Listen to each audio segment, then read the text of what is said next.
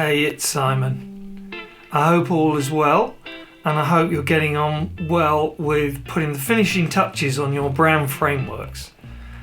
I think everybody's making terrific progress, and it's been brilliant, as I said at the end of the course, to work with you to develop these fledgling brands. I wanted to say thank you to everybody who's completed their course survey. That's really good, and thank you so much because it just helps me improve the course as we go along, and hopefully will also allow me to make the implementation course, which I've been talking about, as strong as possible. So thank you for that. I know there's a few of you who still have some elements of the jigsaw which perhaps aren't quite there yet. I'm confident you'll get there. But there's one thing I thought that might help you in this process, and that's the idea of a brand role. It's not a cheese roll. It's a brand role, means the role the brand has in a customer's life. So every brand that we interact with plays a role in our life. And one of the things I've found helpful is to think about what the fundamental roles there are that can play in a customer's life. And there are 6 of those fundamental roles. And I think you could probably go through the majority of brands that you have some kind of relationship with and identify one of these 6 roles. So I thought it would be helpful perhaps to share those roles, because I think they might help prompt some ideas and some perhaps ways of resolving those parts of the brand framework which you may be struggling with. If nothing else, I hope it's a bit of inspiration. The first role is relief. So think about it. So many brands in history have solved a problem, whether it's washing your sheets whiter, whether it's cleaning your dishes, whether it's hoovering up the dust in your house. There are innumerable brands that solve problems in people's life, and relief is one of the most powerful roles that you can have for your brand. But perhaps it's true to say that now most of the main fundamental problems in our life have actually been solved. So there are increasingly less relief brand roles out there. However, it does still play in the technology era. So if you think about all those people who struggle with their computers, that's a brand role, just to solve your computer problems easily. One of the more current brands that have used relief as their brand role is, of course, Uber. Uber has solved the problem of how you get a taxi in places where you didn't think you could ever get a taxi, at a time you didn't think you could ever get a taxi.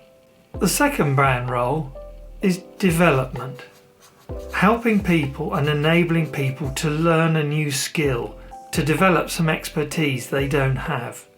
This is an absolutely exploding brand role. If you think about Skillshare, if you think about all the online courses, it's all about development. Developing a skill, developing an ability to do something, whether that's run your own business, whether that's marketing. It's about that role of playing, if you like, the teacher, the educator, the informer in a customer's life. The third role is empowerment. And where we are in society, empowerment has become a really important role that brands have adopted. So if you think of Nike, it's a great example. Helping people to achieve their ambitions, making people feel that anything is possible and that your brand can help them achieve that in their lives. Empowerment, very powerful brand role. The fourth role is justice. Putting things right in the world that are wrong. 2 very strong brands have adopted this role. Think of Charity Water. Another brand, Tom's, has used this. For every shoe sold, we will donate a shoe to people who don't have that luxury? Is your brand bringing justice to its consumers? Inspiration. That's the fifth brand role. Is your brand a catalyst that inspires people to do something they hadn't thought of before or they want to achieve? Travel brands often play an inspiring role. You might argue that Jen's Seal Coffee is playing an inspiration role in a customer's life. Are you opening the door to something new? The final role is aspiration. Is the role of your brand to imbue status, authority, feelings of value and validation? When you buy a Mercedes or a BMW, it's really playing to the aspiration of giving you status. A brand over here, British Airways, really played to that brand role.